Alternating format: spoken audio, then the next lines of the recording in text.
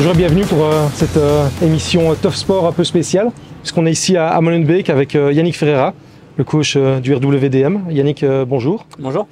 Est-ce qu'on peut dire que début de saison quasi parfait pour le RWDM?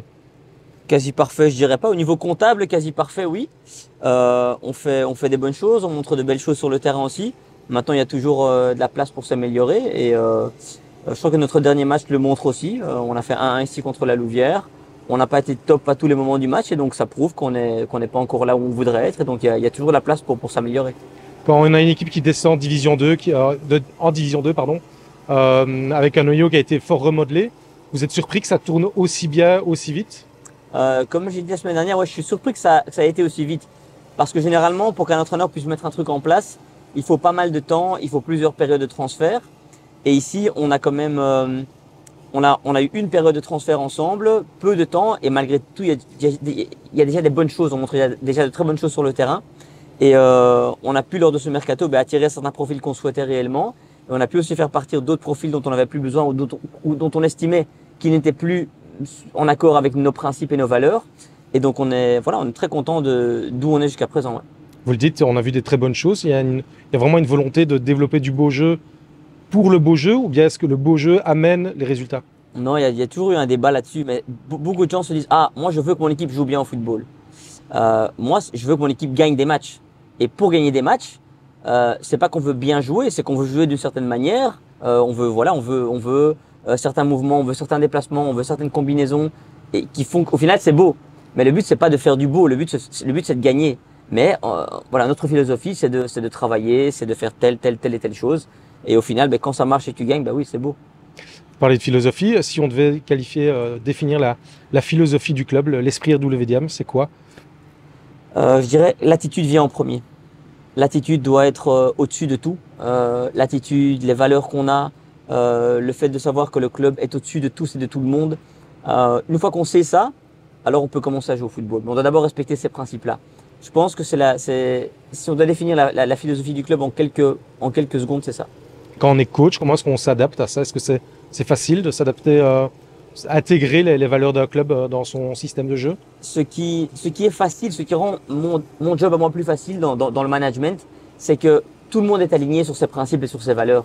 Donc si moi en tant que coach, je dis voilà les gars, ici au niveau de l'état d'esprit, il faut ça et ça, que les joueurs le font pas, que dans le dos ils vont se plaindre à la direction, qu'ils sentent que la direction n'est pas derrière moi, il y aura un problème et cette philosophie ne pourra pas être mise en place. Par contre, on est tous alignés là-dessus, du top du club jusqu'en dessous. On est tous alignés sur les principes et sur les valeurs. Et donc les joueurs sont obligés de suivre cette trace-là. Et comme on a pris des gars qui sont des bonnes personnes à l'intérieur, ils n'ont pas de souci à suivre ça. Ça fait partie de leurs valeurs à eux aussi. C'est ça, dans le mercato d'ici estival, il y a eu l'accent qui a été mis fatalement sur la qualité technico-tactique des joueurs, mais aussi sur les qualités humaines. Oui, parce que c'est un truc qui avait manqué la saison dernière. Enfin, j'en ai fait l'expérience que pendant 6 matchs, pendant 6 semaines. Mais de ce que j'avais déjà vu depuis quelques semaines, je suivais l'équipe, j'ai vu pas mal de vidéos et j'ai entendu pas mal de trucs de ce qui se passait autour. Et de ce que j'ai entendu aussi quand je suis arrivé ici, le problème principal, c'était l'état d'esprit, c'était le côté humain. Et il fallait y remédier absolument, oui. Comment est-ce que ça s'est passé le mercato? Comment est-ce que les profils de joueurs ont été ciblés? Je pense à Piotr Parchizek, un joueur que vous connaissiez. Il y en a d'autres qui sont venus de la Galaxie. Ouais. Comment est-ce qu'on mixe tout en ça pour avoir quelque chose de cohérent, d'homogène? Ce qu'on a fait, c'est qu'on a établi par position les profils qu'on voulait. C'est-à-dire, dans telle position, le joueur qu'on aura dans notre équipe devrait être capable de faire ceci et cela en possession, ceci et cela en perte de balle. On a établi comme ça pour chaque poste un profil et puis on a essayé de trouver des joueurs qui correspondaient à ça. Certains joueurs, en effet, venaient de la Galaxie Eagle. D'autres joueurs ont été recrutés, ont été scoutés. D'autres joueurs, comme Piotr Parchizek, par exemple, étaient fin de contrat. Il se trouve que depuis des années, parce qu'on s'est connus il y a 10 ans à Saint-Tron, on se suit sur Instagram. Il a posté un truc de remerciement à Emen.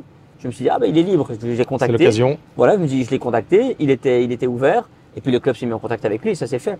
Donc on a pris un petit peu les opportunités comme ça, comme elles venaient. On a pris notre temps, on ne s'est pas précipité, on n'a pas fait de bêtises, je pense. Et ça fait qu'aujourd'hui, on a un noyau équilibré et une équipe qui justement a ces valeurs-là, ces qualités-là.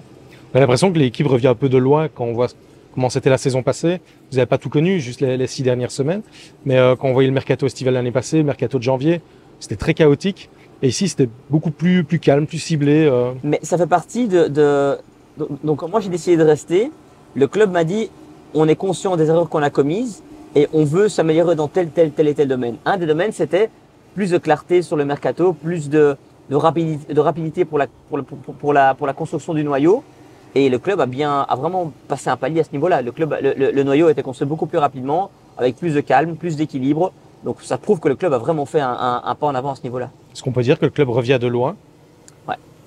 Ouais, parce que l'année passée, c'était aussi bien dans ce qui a été montré parfois au niveau du contenu que dans la descente qui s'en est suivie, etc. C'est bizarre de se dire qu'en 3 mois de temps, on est passé de la descente, la colère de tout le monde, à quelques mois plus tard, des supporters super heureux de venir au stade parce qu'ils voient quelque chose de chouette. C'est passé en très peu de temps, mais en effet, on revient de loin. Oui, vous parlez de la colère du supporter. Le jour de la descente à Eupen, quand vous revenez, les supporters sont ici, vous attendent. Vous finissez au commissariat pour être protégé. C'est plus du tout la même ambiance maintenant. Ouais, non. Mais quelque part, ok, bon, on cautionne pas ça parce que ça fait pas plaisir de vivre ça. On comprend, sans cautionner bien sûr, mais on comprend d'où ça peut venir.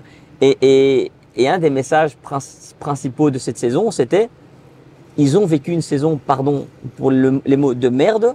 Ils doivent vivre quelque chose de chouette cette saison. On doit leur donner quelque chose. Pas seulement mouiller le maillot, comme on dit partout. On doit leur donner aussi du spectacle. On doit attaquer, on doit proposer des choses.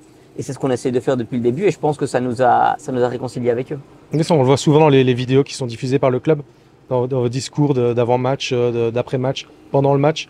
Vous dites qu'il faut donner aux supporters. Ouais. Quand on écoute, c'est quelque chose, les supporters, on doit intégrer aussi dans sa manière de vouloir jouer, dans le système qu'on met en place, ou bien Ouais, il y a eu une phase, je ne sais plus contre qui c'était ici à domicile. Je pense que c'était contre notre dernier match à domicile ici, avant les 2 matchs en déplacement, c'était le Liers. Contre le Liers, je pense. Et à un moment donné, contre le Liers, en deuxième mi-temps, je pense qu'on a marqué le premier but que vers la 55e ou un truc comme ça. Et entre le début de la deuxième mi-temps et la 55e, donc les autres étaient à 10, on dominait, on était dans leur camp tout le temps. Et à un moment donné, on fait une passe en rétro au gardien et j'entends un petit peu un grondement qui vient des supporters. Et je me suis retourné, j'ai regardé tout le monde, j'ai rien dit, mais j'ai regardé en me disant, mais les gars, on est en train de jouer au foot. Et je pense que ça, c'est un truc que les supporters doivent intégrer partout, hein, je veux dire, pas qu'ici, mais je veux dire en respectant bien sûr l'échelle, quand Guardiola est arrivé à City, ils ont commencé à faire du tiki-taka sous Guardiola, pas avant. Et c'est aussi tout un changement pour les supporters. Donc je veux dire, je pense que les supporters doivent aussi s'adapter à ce qu'on fait, mais leur identité et qui ils sont doit rester. Et leur identité, c'est on mouille le maillot, on se fait mal, on se bat les uns pour les autres, on lâche rien. D'ailleurs, c'est dans leur chanson, on lâche rien, c'est la mentalité. Ouais. Nous, on se doit de respecter ça. À côté de ça, on essaie de jouer, on essaie de faire des belles actions, etc. Parce qu'on pense que ça va nous amener des buts. Mais je pense qu'il y a, nous, on doit jouer selon leurs valeurs et ils doivent comprendre que des fois, au football, il y a des passes en retrait. Et donc voilà, c'est arrivé une fois, je me suis retourné par étonnement. Puis on gagne ce match 3-0, etc. Tout le monde est content. Mais je veux dire, je pense que tout le monde doit un petit peu s'adapter à ce truc nouveau qu'on fait. Je reviens un peu sur la saison dernière, quand vous arrivez. Donc l'équipe vient de se qualifier entre guillemets pour les playdowns. Ouais. Comment est-ce qu'on vous présente le projet? Qu'est-ce qu'on vous dit? Qu'est-ce qui vous convainc de signer ici? J'avais été approché brièvement par le club plusieurs semaines auparavant déjà. Je crois que c'était après le match contre Malines, la défaite de 1 à Malines, où Jeff prend la carte rouge après quelques minutes.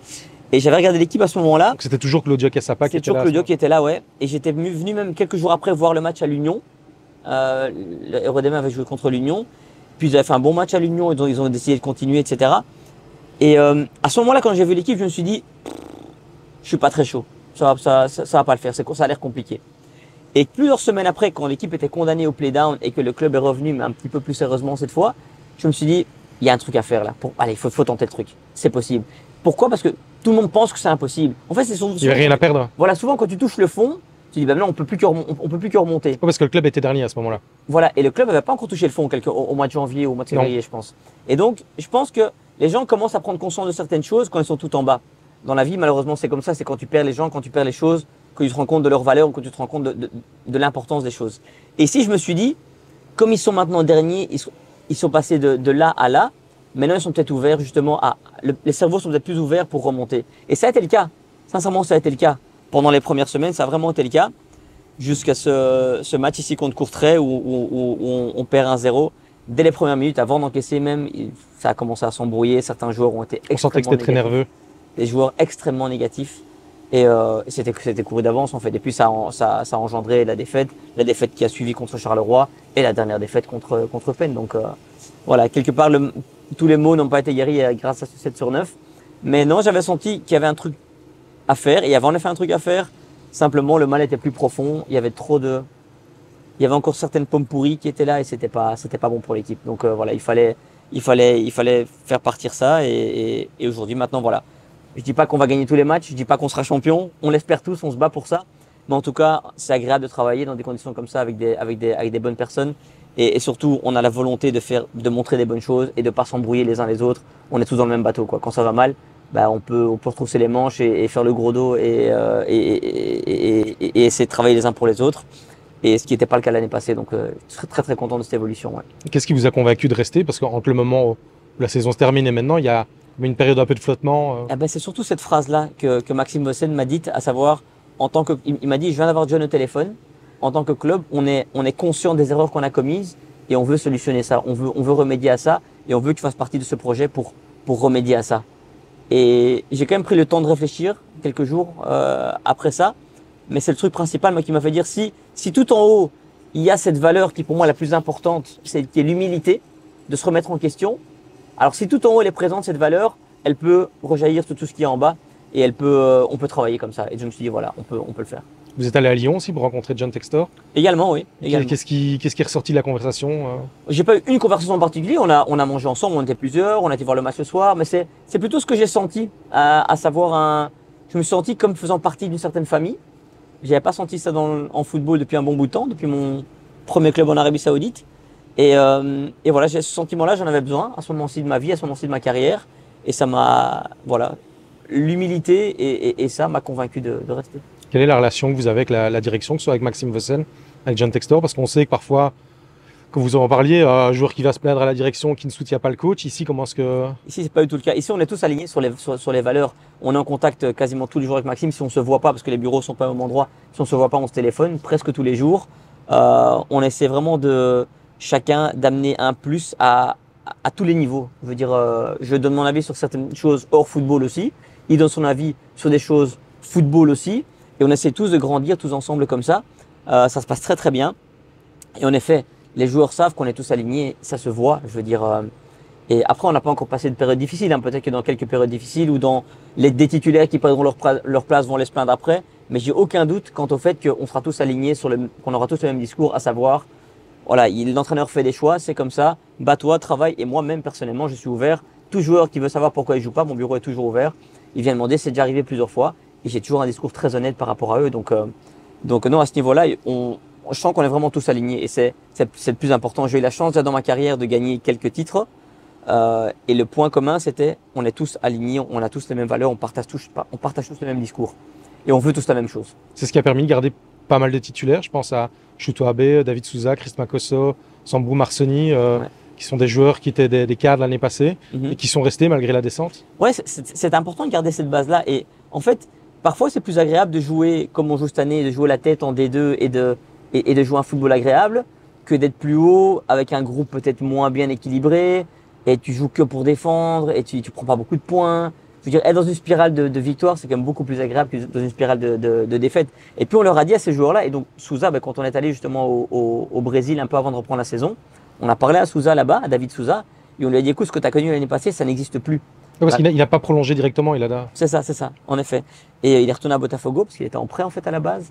Et puis on lui a bien dit, écoute, ce que tu as connu, c'est fini, c'est mort ça. Maintenant, il y a quelque chose de bien qui va repousser.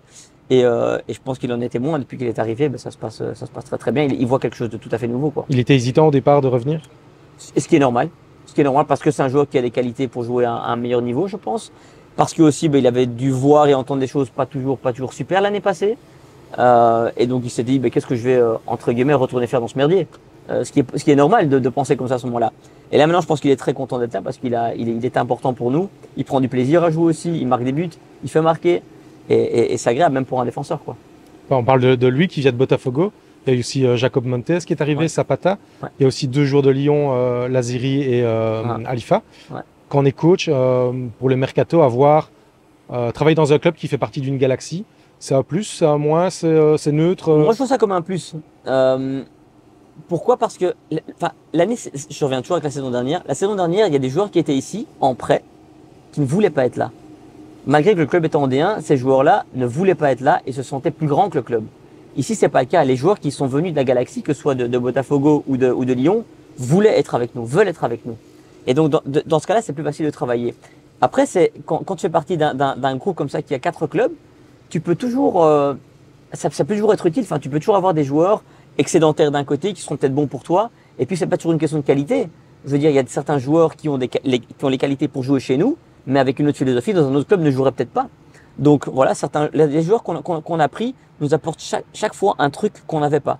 Et ça, c'est super intéressant. Ouais. À côté du noyau, il y a aussi le staff qui a été remodelé en partie. C'était aussi important d'avoir des hommes de confiance que je ne sais pas si c'était pas le cas l'année passée, mais qui apportent autre chose. Ici, parce qu'automatiquement, quand tu passes de D1 à D2, c'est remodelé, on reparle un petit peu, il y a parfois des baisses de salaire, etc. Ici, une de mes conditions principales pour rester, beaucoup plus importante que ma situation personnelle au niveau financier, c'était que le staff en place, ou quasiment la quasi-totalité du staff en place puisse rester et qu'on puisse aussi également amener peut-être encore l'un ou l'autre profil. Ça, c'était une des conditions. Et sincèrement, on a un staff qui vit très très bien ensemble. Beaucoup de compétences aussi dans ce staff. L'ambiance est très très bonne. Et je peux te le dire clairement, même si on devait perdre des matchs, l'ambiance restera bonne parce qu'on est tous alignés, on partage tous les mêmes valeurs. On a un peu le même humour aussi, on rigole des mêmes trucs. Et encore une fois, beaucoup de compétences et beaucoup de travail aussi. On a des gens qui passent des heures et des heures et des heures au club et hors club pour travailler pour le bien de l'équipe, quoi.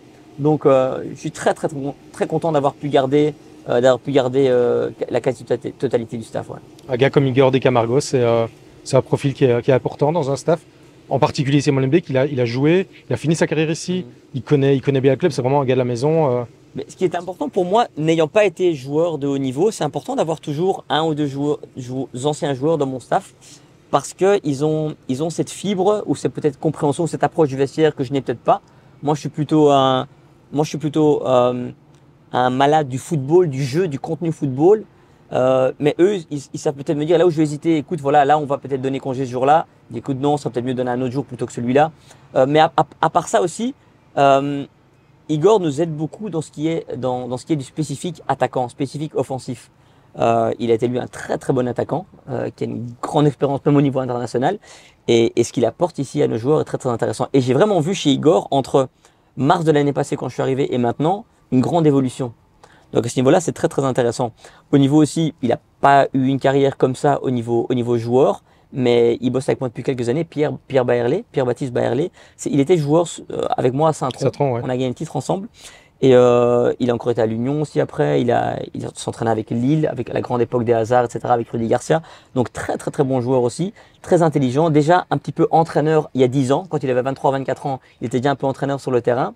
Et là maintenant on bosse ensemble depuis 4 ans et il amène énormément aussi, quoi. Je les cite tous les deux. Je pourrais parler de Julien Legout, l'analyste, Glenn Verkotteren, Lugoslav Lazic, Romain Segui, François Dutry, le coach mental aussi, tout notre staff médical. Je le dis pas parce que je suis ici sincèrement, je pourrais dire la même chose le jour où je serai parti, mais je me suis jamais senti aussi bien avec un staff, sincèrement. Quand on voit le niveau que l'équipe développe actuellement, est-ce qu'il y a un regret de se dire on aurait notre place en D1 si on avait pu y rester et faire le même mercato? Quelque part, ce qui est bien dans le bonheur dans notre malheur d'être descendu, c'est que, comme je disais tout à l'heure, il faut parfois perdre les choses pour se rendre compte de leur importance ou pour se rendre compte qu'il faut changer. Si on s'était sauvé via les playdowns, peut-être qu'il y a plein de choses qui n'auraient pas changé. Il n'y aurait pas eu la même prise de conscience. Voilà, peut-être qu'on se serait dit, oh mais c'est bon, c'est passé finalement. Par le chat l'aiguille, mais c'est passé. Peut-être qu'il n'y aurait pas eu un changement, même dans les couloirs, dans le revêtement des murs, où l'accent était plus mis sur l'individu que sur les valeurs. Donc, il y a eu ce changement parce qu'il y a eu la descente. Et s'il fallait ça au club pour se rendre compte il fallait ça au club. C'est bien que vous ne dites jamais les objectifs clairs du club. On verra après 10 matchs, après 20 matchs, mais est-ce que Molenbeek est un candidat au titre? Tu n'as même pas besoin pour y répondre. Je veux dire, quand tu vois le classement et les statistiques, tu te dis, bah ouais, ils ont 17 points sur 21 après 7 matchs. Mais ce qu'on sait aussi, c'est que la vérité après 7 matchs n'est pas toujours la vérité après 20 ou après 25 matchs. Donc à nous de montrer qu'on peut rester là en haut, quoi. Mais bien sûr, quand tu vois ce qu'on développe, quand tu vois les joueurs qu'on a, quand tu vois nos supporters, quand tu vois le classement, tu te dis, bah bien sûr, c'est un candidat au titre. Et ça, on s'en cache pas. Je veux dire, mais on ne peut pas être focalisé par cet objectif-là. On doit être focalisé par le prochain match, toujours le prochain match. Et c'est là, je pense que c'est notre seule manière c'est une manière déjà d'évacuer un petit peu la pression. Et c'est une manière aussi d'être focalisé sur le moment présent parce que le match que tu vas jouer dans 3 semaines ou dans 4 semaines, il compte pas. Le match que tu vas jouer aujourd'hui, il compte. Et tu dois être focalisé à 100% sur ce match-là. Donc on essaie vraiment de prendre les choses au jour le jour. Ça nous réussit bien pour le moment et on va continuer à prendre les choses comme ça. Quand on est coach aussi, on voit vraiment chaque match l'un après l'autre, ou bien on a quand même une certaine vision à moyen terme pour gérer un peu le noyau, les fatigues, les blessures. La fatigue va commencer à arriver un petit peu maintenant, hein. On n'a pas eu de break en septembre comme les D1. On a eu le match de coupe. Là maintenant, on va avoir notre premier break maintenant. On va utiliser ces 10 jours à venir, là surtout pour faire récupérer certains titulaires qui ont beaucoup joué parce que sur les 7 premiers matchs, on n'a pas souvent changé le 11. Donc il y a un peu de fatigue qui arrive bien sûr. Le football qu'on joue est très très exigeant sur le plan physique. Oui, c'est intense de la première année. Voilà, c'est notre volonté. Donc pour ça, on doit être bien physiquement et on doit être reposé aussi. Donc il est normal qu'à certains moments, il y ait un peu de fatigue qui s'installe, qu'il y ait des petites blessures, etc. Donc on doit utiliser ces périodes-ci pour bien récupérer. Dernière question, être bruxellois, être coach en étant bruxellois d'un club bruxellois, ça fait quoi? Moi, c'était la première fois, mais je sens vraiment, allez, quand je parle, quand je croise des supporters ou quand je croise des gens du club, on se comprend, quoi. Quand je dis, ça va, Quête. Les gens savent de quoi on parle. Enfin, tu dis ça va, Quête au standard, ils te regardent et dire, t'es qui, toi? Ouais. Donc voilà, non, c'est un petit peu, c'est plus bon enfant, quoi, parce que Bruxelles, je suis chez moi, quoi, à Bruxelles. Donc, non, c'est agréable, c'est la première fois. Bon, j'avais entraîné les jeunes en Anderlecht, mais c'est jamais en équipe première. Et donc, non, c'est chouette, c'est vraiment agréable, ça me plaît beaucoup. Et puis, je suis pas très loin de la maison non plus, hein. Bah parfait, un grand merci Yannick. Merci à toi. Et bonne suite pour la saison. Merci beaucoup. Merci.